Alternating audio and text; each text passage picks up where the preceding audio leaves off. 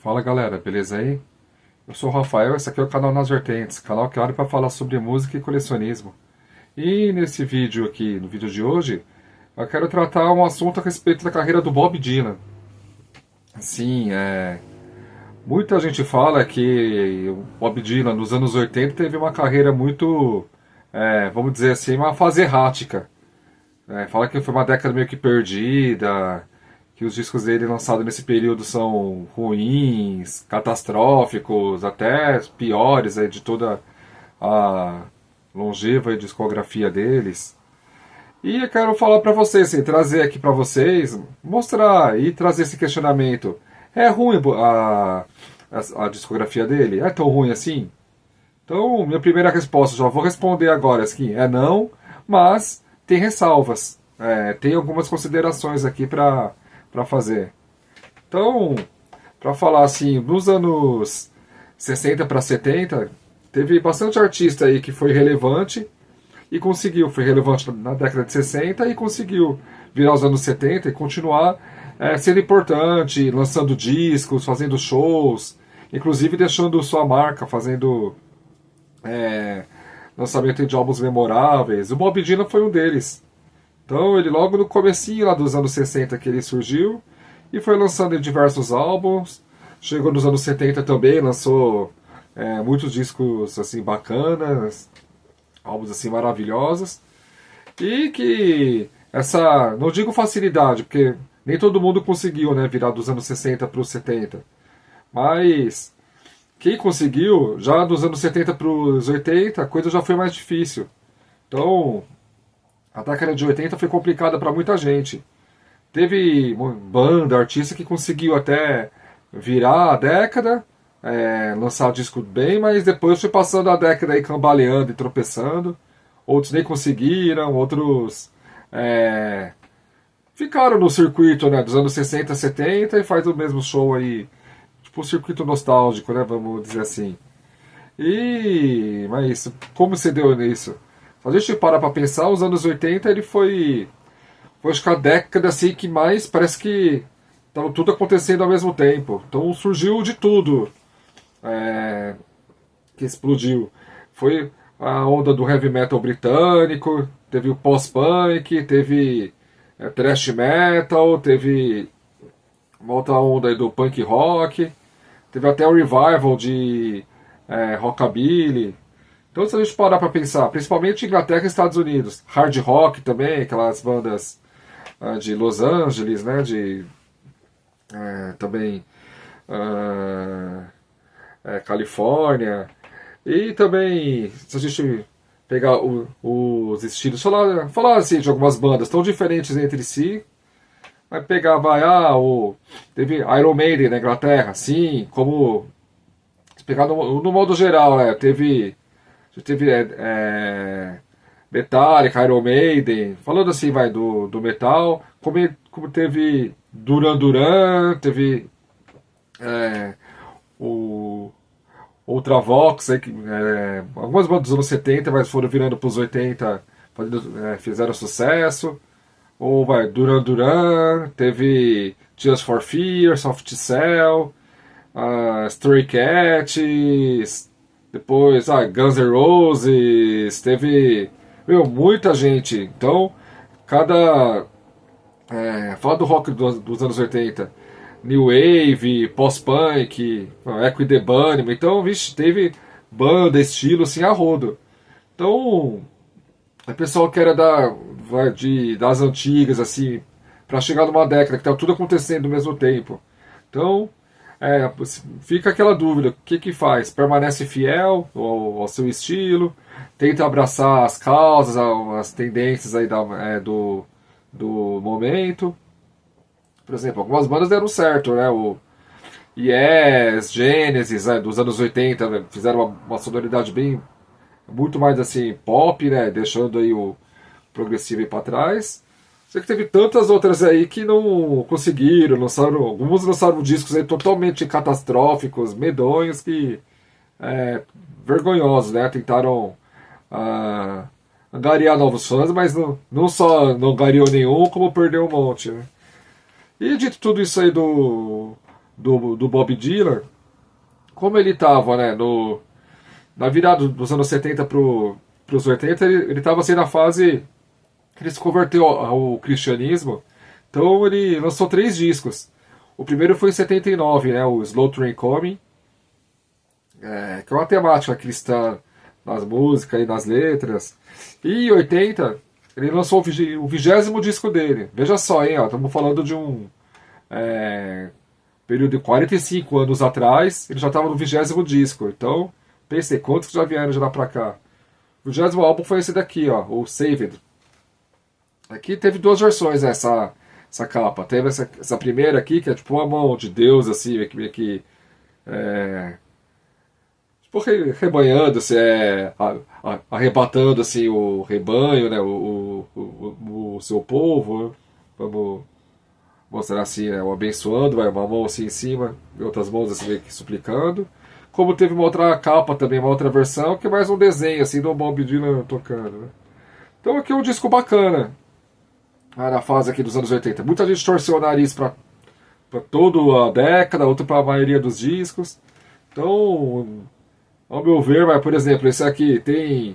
Se eu pegar a Satisfied Mind, Are You Ready? Que são blues, assim, são sensacionais. Então tem muita música aqui bacana. Covenant Woman, a própria faixa título, Solid Rock. Aqui ele tá com uma banda fixa nesse álbum aqui de 80, que é o segundo aí dessa trilogia cristã. Só que as coisas já mudam já, que em 81 é o último dele aqui dessa trilogia, o Short of Love, né? Álbum de 1981. Ele é o preferido do Bono Vox, né? Do Bono, vocal aí do U2. Também o Bob Dylan, é um dos discos que o Bob Dylan mais gosta dele. É um disco bem bacana também, esse daqui, o Short of Love. Aqui tem até umas curiosidades aqui, a faixa título aqui é a que abre, né, o álbum aqui, o Tiro do Amor. Ela foi produzida por um cara chamado Bubs Blackwell. Esse cara aí, na época produtor, ele havia sido letrista de vários clássicos, assim, lá dos anos 50, lá como... caramba, deu branco aqui do Little Richards. Poxa, velho, nossa, jamais esquecer dele, né? Então, Long Tall Sally, Rip It Up, Good Golly Miss Molly, Red Ted também, que era rock anos 50. Tudo foi o Bubs que fez a letra. Inclusive, né, do Sam Cooke, um clássico da Soul Music, né? You Send Me, a letra é dele também. Então, poxa, o cara chegou aqui no primeiro dia, né? Bob Dylan estava procurando o produtor, não achava. Aí quando achou ele, né? O Bumps, ele chegou, gravou produziu essa música. Aí ele falou, tá bom, até amanhã. Foi embora e não voltou mais. Tanto, ele estava já meio velhinho, assim, com bastante problema de saúde. E até ele faleceu, né? Já um tempo depois. Mas aí volta e a procura de produtor. Aí depois o Bob Dylan, ele achou, né, um rapaz que é chamado Chuck Plotkin, e também coproduziu também com ele. E aí tem outras músicas aqui como Heart of Mine, o Meu Coração, né? É até engraçado porque assim, é uma música nem o Bob Dylan ele não curtiu tanto, mas ele falou, pô, a música tem o Homewood na guitarra e o Ringo Starr na batera. Ele falou, poxa, uma música que tem um Beatle e um Rolling Stones na mesma música não pode ser descartada, né? E o baixista ainda, né? Além de tudo, o baixista é o dono de Duck Dunn, que era do Booker T The MGs. Então, poxa, sensacional aí, banda de peso aí que fez aqui essa música. E tem outra aqui bacana aqui que ele fala que é Property of Jesus, propriedade de Jesus, que ele fez uma letra como se fosse uma resposta para quem esnoba, quem é cristão, religioso, assim, em geral. Então ele fez uma letra aí contestando isso, o pessoal que não respeita, que contesta aí a religião. Outra bacana ter aqui também é Lenny Bruce, que era um humorista. Dos anos 50, acho que ele viveu. Era um cara que ele foi sempre...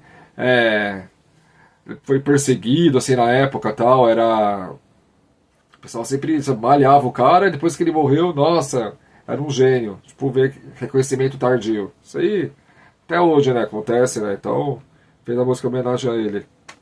Então, isso aqui, e o Short of Love. E aqui começou a vir bastante músicos. Cada música assim tinha uma formação, outros músicos. Foi mudando bastante aqui, né? A partir daqui foi acontecendo isso.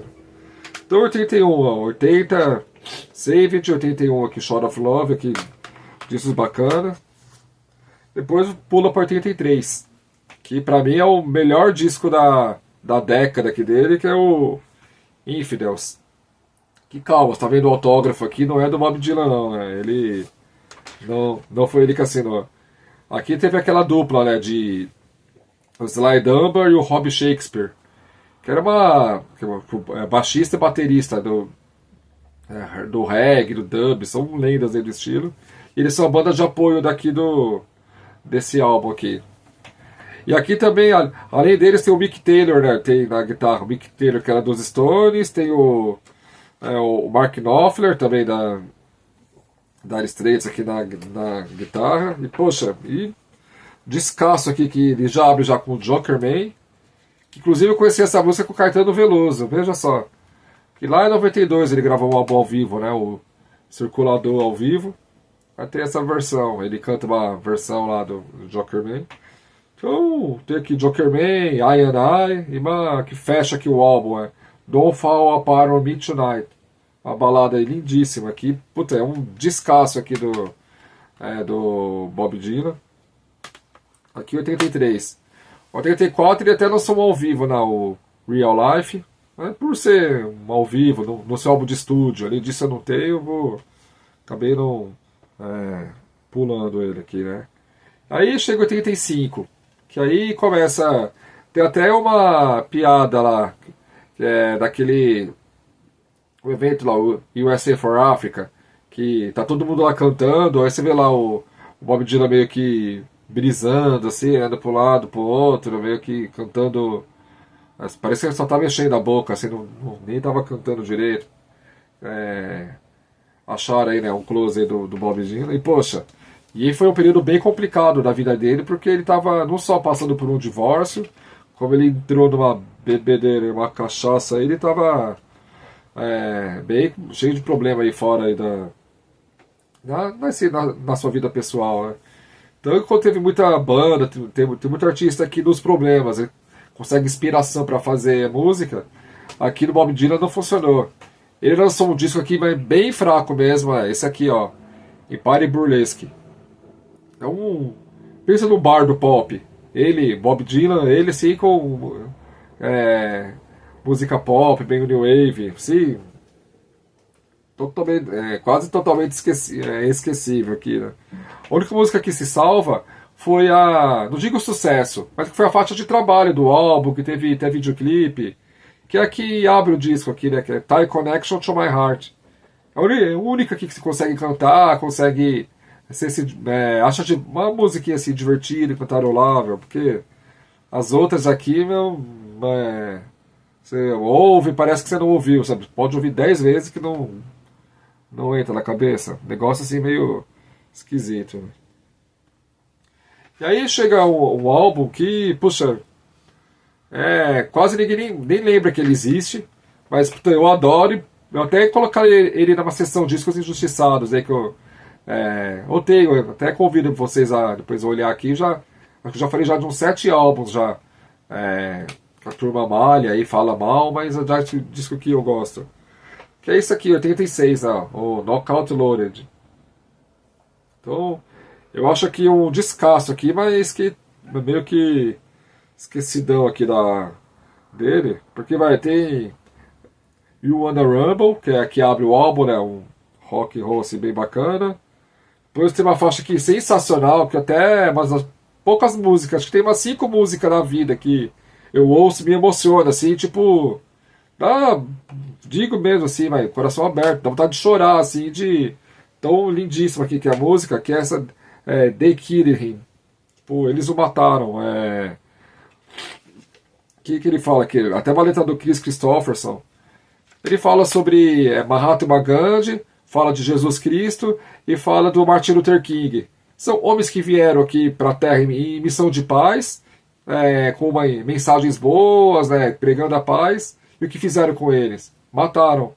Então, é um negócio que você. Não só a letra, assim, que é lindíssima, a música, então, né, uma melodia. Nossa, sensacional.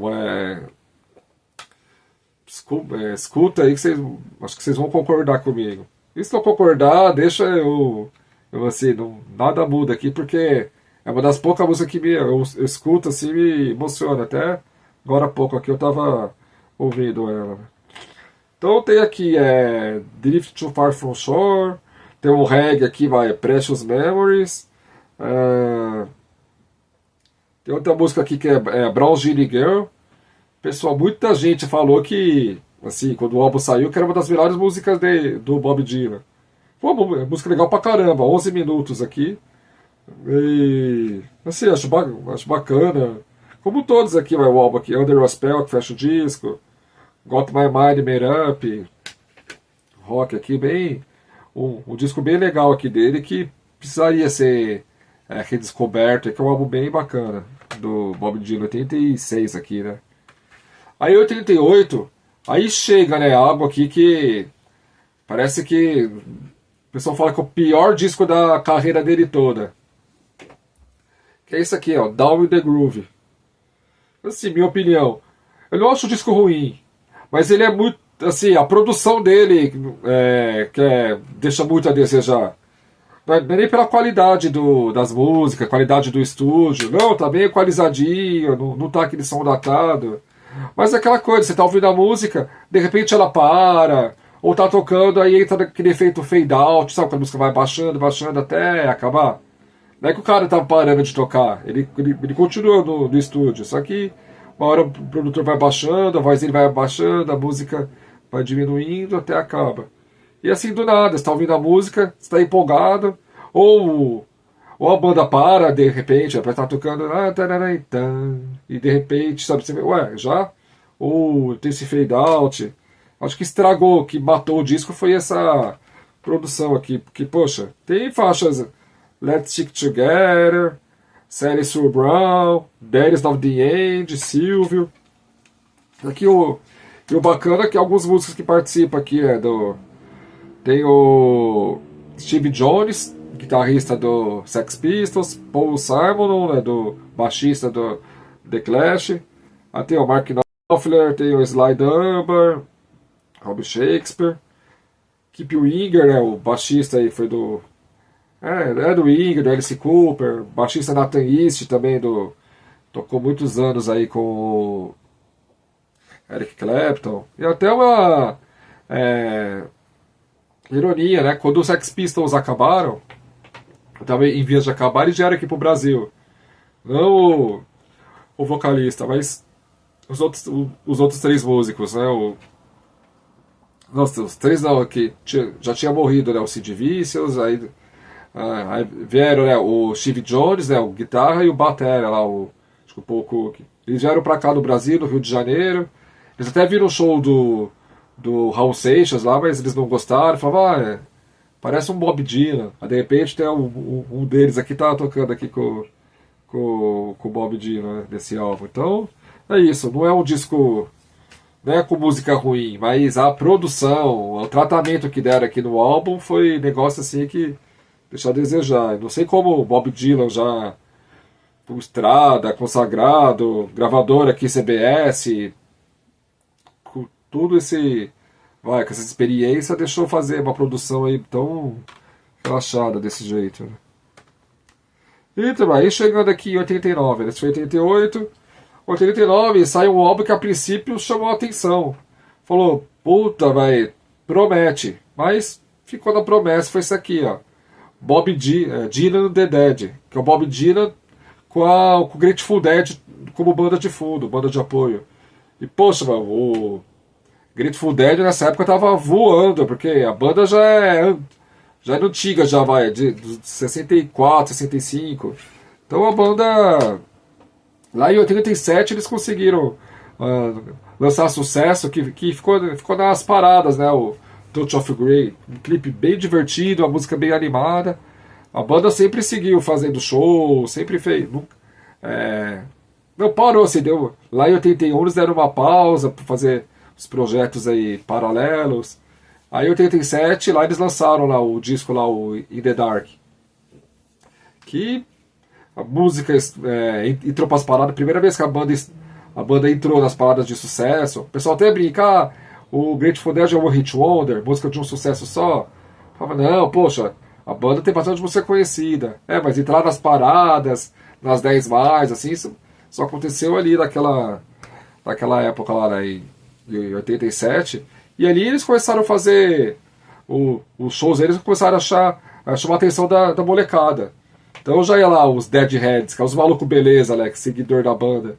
Sempre acompanhou a banda, sempre ia nos shows. Aí começou a trazer atenção, chamar a atenção de molecada. Falar, poxa, o pessoal queria chapar nos shows aí, né, enfiar o pé na jaca. Começou aí também ver a banda, né, a banda pegou uma fama, assim. Aqui, muita molecada ia e tinha muito caso aí. Passava mal, entrava em coma, ia alcoólico, sei lá, moleque saía de ambulância, né, enfim. Aí quando o Grateful Dead já nesse áudio vai comercial, vamos dizer assim, com banda de apoio. Só que na hora que saiu o álbum tão assim, meio monótono. Você esperava, o Grateful Dead também era famoso assim, pelos shows, pela improviso, experimentação lá no palco, música assim, show que durava 4 horas, solos assim que parece que não acabava, as músicas mudavam. Até o pessoal fala um ponto fraco do Grateful Dead assim, que os discos ao vivo, os oficiais, não refletiam o que era o show mesmo deles. Então eles tinham muita pirataria, muito álbum pirata ao vivo, que muitos deles eram melhores que os oficiais. E até a própria banda também gravava lá o show, dava a fita lá pra alguém, aí o pessoal masterizava, fazia os discos, as fitinhas e saía distribuindo aí. Então a banda nunca teve essa preocupação, né, com isso aí. E aqui um disco aqui, 7 músicas, Slow Train, né, do Slow Train Coming, I Want You, Gotta Serve Somebody, Queen James Approximately, Joy Along the Watchtower e Knock on Heaven's Door. E isso aqui com a banda no fundo. Então não tem aquelas guitarras, aquelas viagens, aquela viajandão, psicodelia, né, do Grateful Dead. Então ficou, sabe, meio que pegada meio que acústica, bem xoxa, assim, que conseguiu a façanha de desagradar os dois fãs, tanto fã de Bob Dylan quanto fã do Grateful Dead, não gostou, então foi uma parceria aí que não virou, né? Então até esses dias teve uma live aí que o Sérgio Martins fez com o Regis Tadeu, né, parcerias que deram certo. E então, não sei se vocês falaram sobre as que não deram certo. Essa aqui com certeza entraria aqui, não virou, né? E pra fechar a década de 80 aqui do Bob Dylan, ele fechou em alta porque lançou esse álbum aqui, ó, Oh Mercy, que é um disco que foi meio que dito como a redenção dele, passou a vender mais, meio que foi uma volta por cima, assim, nos termos aí de comerciais, né? E pra mim é um disco ok. Você vê como que é, né? Muita gente falou, nossa, até que enfim temos o velho Bob de volta e tal. E pra mim é um disco, tipo, ok, não é ruim, mas assim, não vejo. Nossa, como que é? Pra mim esse aqui, o Knockout Load, é muito superior a esse, né? Mas a minha opinião vai meio de. Nesse caso aí, vai meio que bate de frente com essas. Do pessoal da época aí, né? E aqui teve Political World, Everything is Broken e Shooting Star, música aí, né, que foi de destaque aqui. Então tem o produtor, né, Daniel, acho que é Lanois, Daniel Lanois, acho que é Lanois, né, não sei. Devia ter perguntado para minha cunhada, que ela fala francês, antes de falar aqui, mas produtor aqui que foi. Ele já produziu acho que os discos do U2, né? Então, um álbum bem produzido. e que foi meio que uma redenção aqui do Bob Dylan. E aí depois ele entrou aí na década de 90, também lançou discos é, também bacanas. Ó. Aí teve uma fase acústica, depois foi lançando uns álbuns que foram campeões, foram assim, tiveram bastante vendagem, sucesso, hits aí. Mas só que já é outra história, né? Então, pessoal, é isso, né? Fazendo um panorama aqui do Bob Dylan dos anos 80. Me diga aí o que, que vocês acham. Ele foi uma década horrível para ele, como o pessoal fala, ou vocês gostam, ou nunca ouviu, ou já ouviu alguma coisa. Conta aí. Tem outros artistas também que, também na década de 80, que passou por um dilema aí semelhante. Mais pra frente eu vou fazer outros vídeos aí. Então, beleza, pessoal. Esse aqui foi o vídeo de hoje aqui do Bob Dylan. Repito aqui minha opinião. São discos perdidos, ruins, uma fase não. Mas tem aqui, né, algumas ressalvas. Alguns que eu acho muito bom, mas que me passou batido. Outros que não acho tão legal assim. Outros que realmente não vai. Mas enfim, né. No frigir dos ovos, aí passou de ano aí pra mim, minha opinião. Então, beleza, pessoal. Espero que vocês tenham gostado do vídeo. Comenta aí sobre o Bob Dylan, o que é que vocês acham, principalmente dessa época aí, e vamos trocando essa ideia. Beleza? Abração, até mais, tchau, tchau.